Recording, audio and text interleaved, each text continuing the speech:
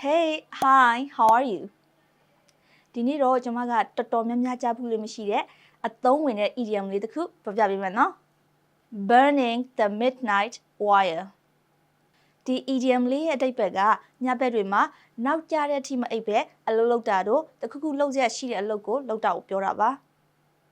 The exam is tomorrow and I still have a lot of questions to practice. It looks like I'm going to burn the midnight oil tonight. မနေ့ပြန်ကဆောင်းဝဲပဲ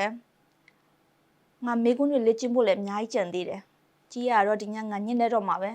ကဲဒီဥမာလေးကိုကြည့်ပြီးတော့နားလည်သွားလုံးမယ်လို့ထင်ပါတယ်နော်ဒါဆိုရင်တင်ရအမြဲညဘက်တွေမှာမအိပ်ပဲနောက်ကျတဲ့အထိလှုပ်လှုပ်တဲ့သူဆိုရင်တော့ဒီ idiom လေးကိုအသုံးပြုဖို့မင်းနဲ့နော် Burning the midnight wire. Bye, see you again.